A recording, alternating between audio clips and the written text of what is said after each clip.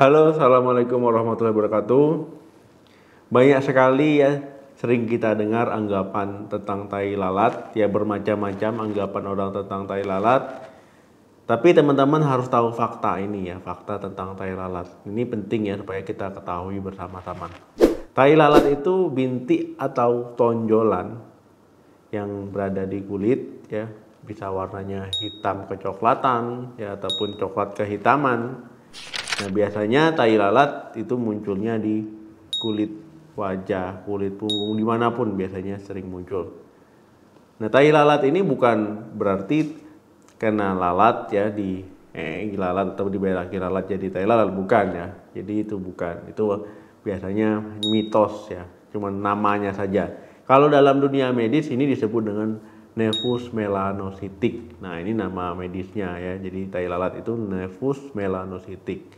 Jadi kita akan membahas fakta tai lalat di tubuh.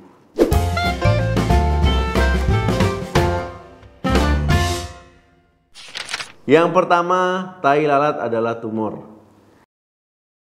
Jadi teman-teman ya, banyak orang yang tidak tahu fakta ini.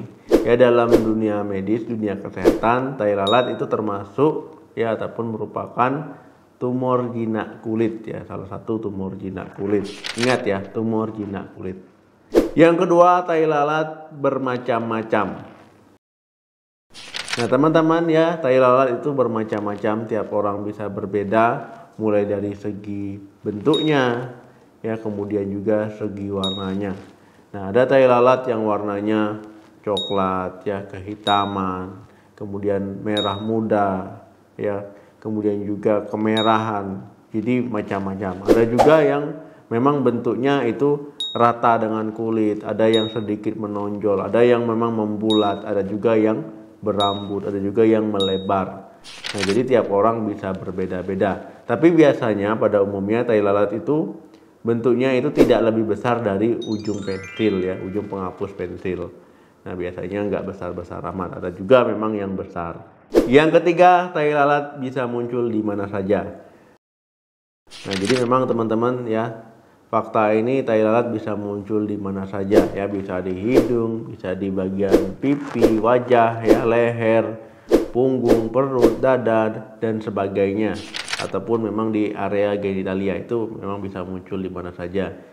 Ya, jumlahnya pun bisa bermacam-macam, ada yang sedikit, ada yang banyak ya, ada yang bergerombol gitu ya, berkelompok. Nah, jadi tiap orang bisa berbeda-beda. Yang keempat, tai lalat besar berpotensi kanker. Teman-teman, memang tai lalat merupakan salah satu bentuk tumor jinak kulit yang tidak berbahaya.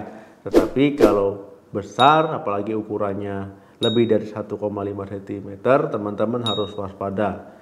Ya, kalau seandainya banyak, kemudian juga makin lama makin membesar, teman-teman harus memperhatikan perubahan yang terjadi, pinggirannya beraturan atau tidak. Kalau hal ini terjadi, ya sebaiknya teman-teman berkonsultasi ke dokter. Yang kelima, tai lalat bisa menjadi penanda kanker kulit. Teman-teman ya, tai lalat memang tidak berbahaya, tapi pada kasus langka, ketika orang yang memiliki tai lalat yang banyak, ya ini bisa beresiko menjadi penanda kanker kulit ya, kanker melanoma. Nah, dibandingkan dengan orang yang memiliki tai lalat yang sedikit ataupun tidak sama sekali. Nah, tetapi hal ini masih perlu penelitian lebih lanjut ya untuk membuktikannya. Yang keenam, tai lalat terbentuk dari melanin.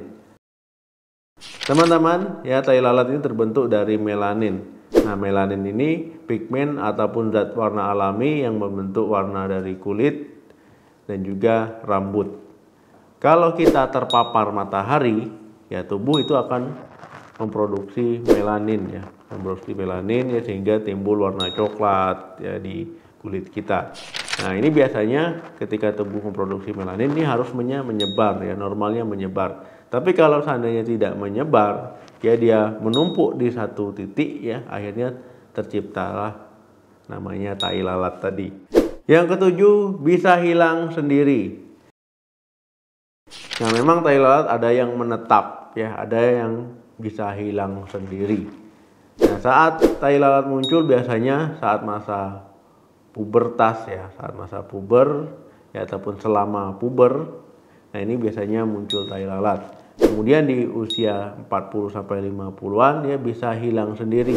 Ataupun ketika hilang ya teman-teman tidak sadar kalau tai lalatnya itu hilang sendiri. Nah, memang ada juga yang menetap. Yang ke-8, gen berpengaruh terhadap jumlah tai lalat. Nah, teman-teman ya, genetik ini berpengaruh ya. Ketika orang tua teman-teman banyak tai lalat, apalagi ketika teman-teman sering terpapar sinar matahari ya, ini akan mempengaruhi jumlah tai lalat yang teman-teman punya. Nah, karena memang genetik berpengaruh, ditambah lagi tadi paparan sinar matahari. Nah, oke teman-teman ya, itu tadi fakta tentang tai lalat.